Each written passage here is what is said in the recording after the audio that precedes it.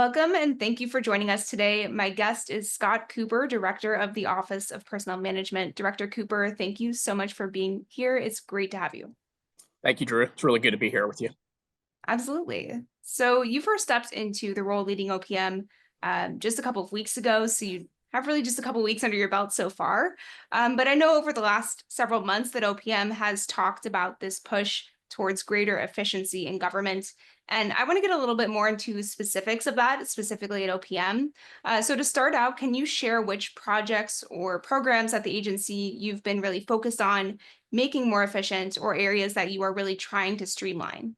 Yeah, I mean, I'll give you a couple examples. The short answer, though, is we're looking at everything. So my view is we need to make operational efficiency a first-class citizen in everything we do. So the fundamental message that we've been talking about with our team is, look, we're stewards of the taxpayer dollars. And so therefore, we have responsibility for everything we do. We got to always ask ourselves, can we deliver a really high quality product when we do it? And can we also continuously improve and find ways to kind of reduce the cost and make sure that we're doing the very best for everybody? So that's kind of the high level message. Let me give you a couple examples, though, just so you have a sense. Retirement service is a great example. So as you may know, or your listeners may know, we're responsible for managing the retirement process for all federal employees, including, kind of when they actually decide they want to retire, how they calculate their benefits. And then we also obviously have an ongoing kind of call center program where as they have questions and issues that come up along the way, we can help them. That's been an incredibly manual process for many, many years. This is actually not a new problem. Some of your viewers may know, if you're kind of a history nut, you'll know this literally goes back to like the late 70s and early 80s. One of the big things we're working on, and we've rolled out early versions of this already, is a fully automated online system for retirement. So instead of somebody having to, tell their HR manager they're going to retire, today what that does is it kicks off a whole series of paper files being moved across the government. So if you worked in 5 different agencies, people are literally collecting paper files from your employment history, sending them to our facility in Boyers, and people are manually walking documents around to try to ultimately create kind of the golden record of, you as a federal employee, so we can, confirm and ultimately calculate your benefits. Not surprisingly, that's a very inefficient process. So what this new system will do is literally an employee can just go online and say, great, I'm ready to retire. They walk through a series of questions. And for, a number of people today, we can actually take retirement from what was a multi-month process to hopefully literally in something that can happen in a matter of minutes and seconds. So we've rolled out the first early versions of this. We have more to do. And so we can't cover all the use cases yet today, but our plan will be over time that nobody should ever have to walk around paper files as they think about this. And even more interestingly, I mean, just from a customer service perspective, what I'd love for people to do is, Drew, if you take a job here at the federal government, you ought to be able to, on day one, say, great, if I work here for 10 years, how much will I accrue for retirement? What will my pension look like? Today, you can't do that because we don't even begin to assemble your retirement file until you decide you're retiring. So there's no kind of concept of the ability of somebody to kind of understand what their customer service might ultimately entitle them to. So anyways, that's one big example. I'll tell you another big example of what we're looking at. We also administer the health benefits for the federal government. We spend today roughly about $70 billion annually on, healthcare coverage for folks. We have not ever done a historical analysis and really looked at exactly, is there fraud or waste happening there? Could we, in the perfect world, right, what you'd want to do is expose information to employees and say, hey, you know what? You're doing an MRI. It turns out that, you could go, to this facility down the street that's very well known, and they'll do it at a much more efficient cost. And over time, what I'd like to even do is find ways where maybe you actually incent employees they can participate in the savings that they drive ultimately on behalf of the taxpayer. So there's an enormous amount of work to do there, but that's an example also of kind of where I think there's a very, very big opportunity for efficiency. Just going back to the retirement services for a moment there. Yeah. So you mentioned it's early in the process, but I know that over the next couple of months, there will likely be a pretty big flood of work coming to OPM with a lot of federal employees, a lot more than normal, who may be leaving their jobs through retirement or other voluntary types of separations. So how do you anticipate OPM will be able to manage what will likely be an increased volume in retirement processing while also trying to work through these early steps of modernizing or digitizing the program? Yeah, it's actually funny. Literally, the meeting that I just came out of before you and I sat down was on that topic. And so you're absolutely right, which is September 30th, we'll have a pretty significant kind of bolus of retirements happening as part of the DRP, the deferred retirement plan. There'll be some that go through December 31st, but there'll be a significant number of them that happen in September. So we're working through that right now. What we're going to do is we're going to bifurcate things into, okay, what are the cases that we think actually can be handled through this new system and do them that way? And then what are the cases that have additional complications? An obvious complication, just for example, would be, again, if you've worked at 5 different agencies over time, or some people have actually borrowed money in some cases against their pension, those are a little bit more complicated cases. We're not quite, ready to handle kind of the volume of those things. But there's also a significant number of people who have, kind of a much easier kind of employment file, basically. And so we're just going to make sure that we get out ahead of this and bifurcate those so that we don't find that, come September 30th, we're not able to complete all the things that we need to do. And then also speaking to the benefits program and the federal employees health benefits, and then also the postal insurance, I'd be remiss not to say that OPM's also lost a number of staff members recently over the last couple of months, and is on track to have lost 1,000 employees by the end of this year. So as you're trying to, undertake some of these modernization projects with retirement services and also with the insurance program, how are you managing with what's, pretty quickly become a much smaller workforce at OPM?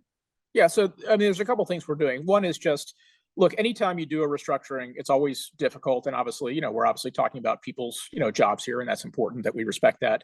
And so now now that we're in this process, one of the big things we're doing, and I've got meetings with, my team over the next several weeks, is we have to kind of do a reprioritization, right? So we just have to kind of literally go organization by organization and say, okay, what are the 10 things that you were doing? Obviously, you've got fewer headcount today than you did before.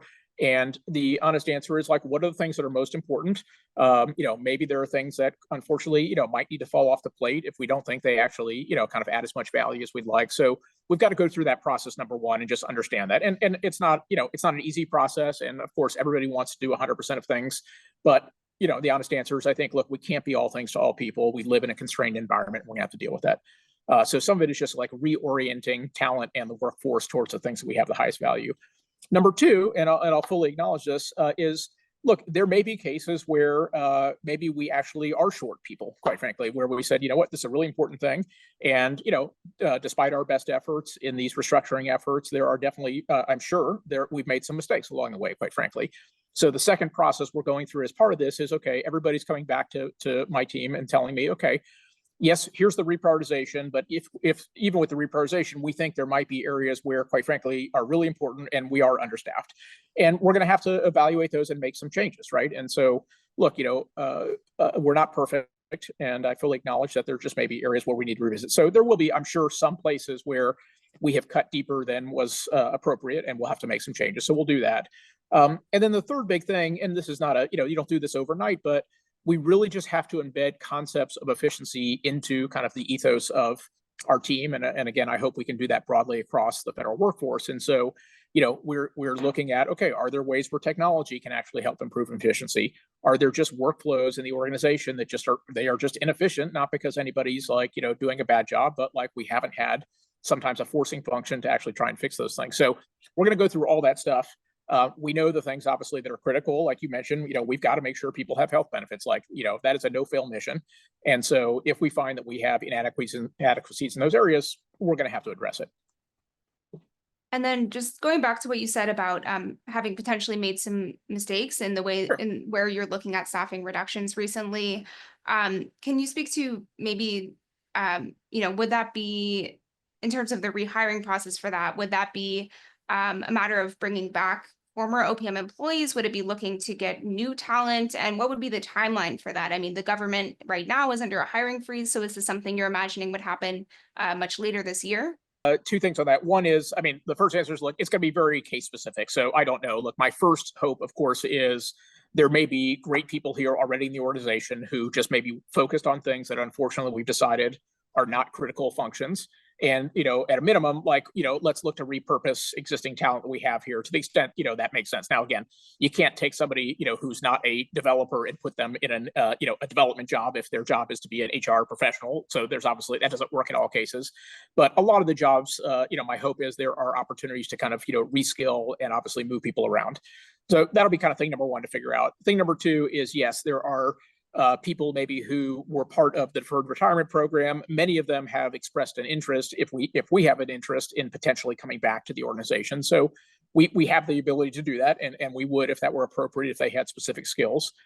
And then finally, from a hiring perspective, you're absolutely right. There is a hiring freeze, but there is a procedure for getting adjustments to the hiring freeze. So in the latest extension that we did two things, just so you may already be aware of this. One is OPM did delegate authority to the cabinet level agencies to add additional hires to the extent they believe that they're important, and with kind of sign off of the director. So number one, we're not in the kind of critical path anymore of the cabinet level agencies. There's a ton of obviously independent agencies that we're still responsible for.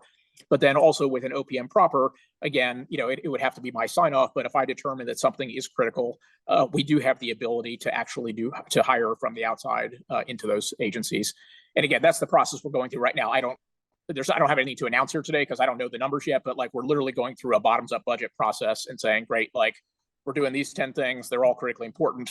How are the resources aligned? Do we have internal people? And if we don't, then the answer will be, if we think it's really critical, at the margin, we may actually add back some people through a, broader competitive hiring process. You've also spoken about the role of technology and more specifically AI in OPM's workflows. So how do you see really the rapid evolution of that type of technology fitting into OPM and how OPM is going to look in the future? Can you give some examples maybe of where you see big opportunities for incorporating more AI or other types of more modern technology at OPM? Yeah, so at a very high level, let's start high level. I just think of AI as a productivity enhancing, or some people might use the word disinflationary technology, right? So there's a million use cases for AI, but at the end of the day, the idea is, can we use the power of AI to actually help enhance and improve the efficiency of things that are otherwise traditionally manual processes? So let me just give you a couple examples where these are opportunities. These are not, again, all this we need to explore, but a couple opportunities off the top of my head. As you probably know, we have a whole big part of the function of OPM is we design, kind of rules related to talent. We write regulations. Those regulations obviously have to go through a very comprehensive process of public comment and all this other stuff. We're working on one right now, and just to give you a sense, like we put out a notice, in the Federal Register that we were inviting public comment, and we got 40,000 comments from the public on it, which is great. Like we want people to comment on this stuff, but today, literally, we have assigned people to manually read and respond to each of those 40,000 comments. In one case, I was told that somebody actually produced an 80-page document in response to one comment. Now, I haven't read that yet, and I'm not sure that I have the patience to do so. But that's just an example where I don't know exactly what the future world looks like, but we know what AI does. AI is very good at summarization. AI is very good at kind of taking complex things and distilling them into pieces that people can appreciate and understand. Look, we're not today, we're not at a point where we should say, great, like AI should just basically ingest the comments, write responses, and issue the regulation. Like it's clear that you need humans in the loop on all these things. But, it doesn't seem that hard for me to believe that with the adoption of some reasonable AI technology that we can't massively increase the efficiency of this process. And then who knows, maybe there is a period, many, many years down the line where, an increasingly bigger portion of that process can be done. So that's one example. The other one that I think is really critical that we're exploring as well is, we obviously are the talent arm for the federal government, and we get an enormous amount of resumes, obviously, that come in through USA Jobs. Look, what AI can do is do a good job then of trying to parse. Okay, like we've got 50 data science jobs open across the government. Are there people who, based on, at least mapping of skill sets, seem like, we should route those to the appropriate hiring managers to review those resumes, for example. And again, like none of this is rocket science, right? This is not like really hard stuff to do. But, that's an example of it. Certainly and we talked about, the health insurance side of things. There's no question in my mind that AI can be a very valuable tool in looking for kind of fraud and waste as it relates to medical claims data. So that's one of the big projects that we want to work on over time, is kind of find ways to actually kind of look through, have AI really help us kind of comb through medical claims data that the government gets, such that we can actually, determine kind of, are we spending money in places that, quite frankly, are just not permissible under the existing regulations. So I think there's just no shortage of it, to be quite frank. The last one I'll give you, sorry, just you can tell me when you're bored with examples, is we have a customer support function in the retirement services area as well. So again, once people retire, somebody unfortunately maybe passes away, or they want to change their beneficiaries, or they want to change how their stuff is invested.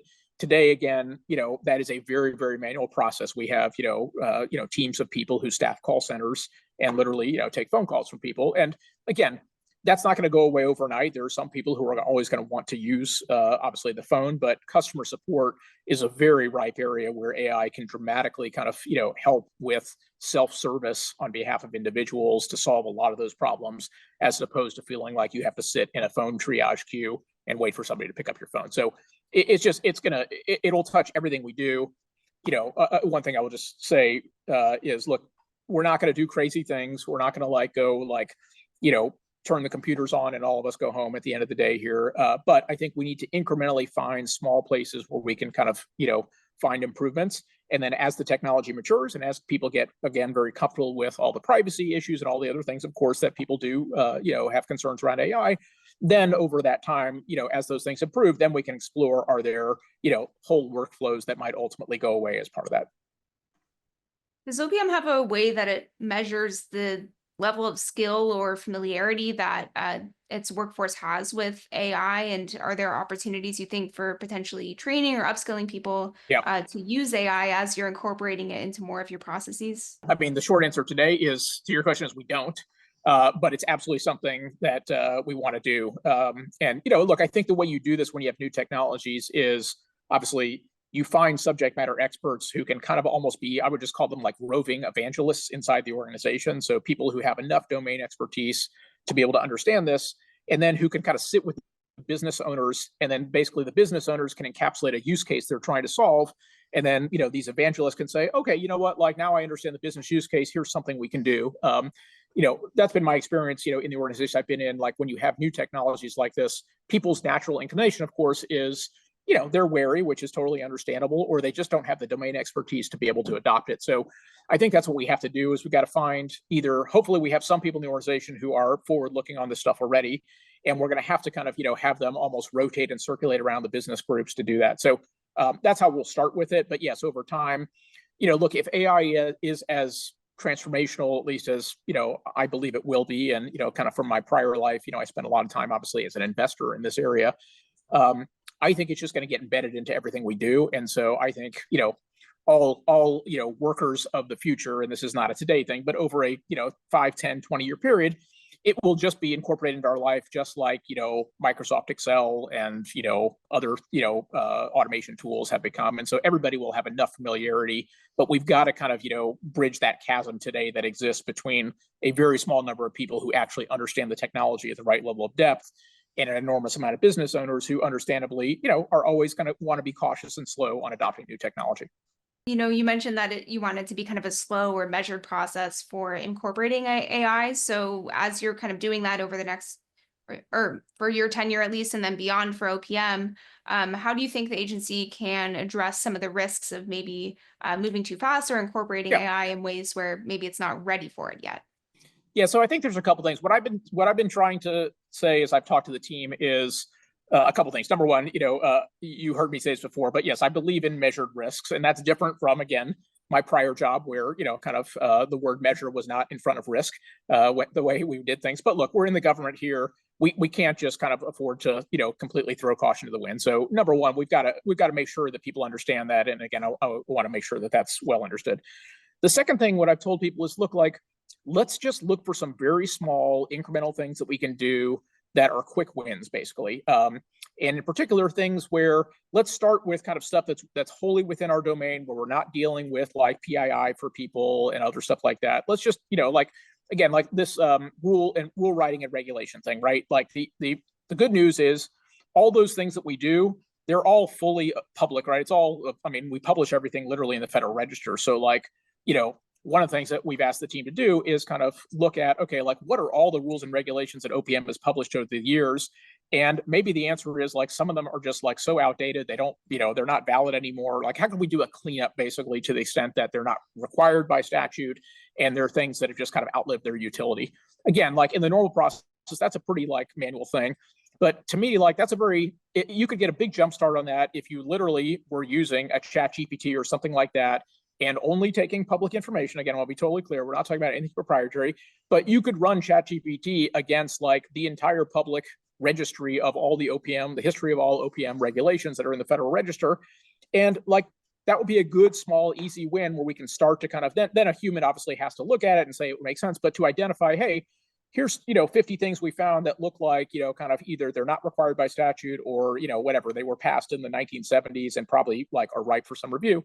There's like small wins like that where we don't have to worry about data privacy issues, and we're not trying to go like promulgate some policy that we're going to tell every agency in the government you got to do basically. So there's stuff like that, and we just got to embed that in the culture.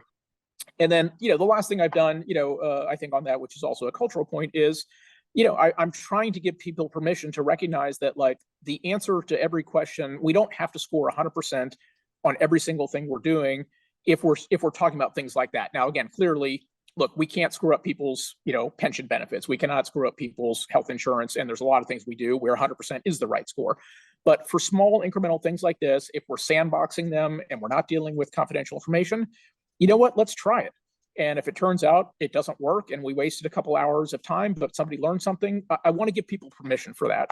The mantra I've been telling people is like, it's okay to make mistakes. Like the only thing I ask is let's make new mistakes, basically. So let's just not obviously keep banging our head against the wall and expecting a different outcome.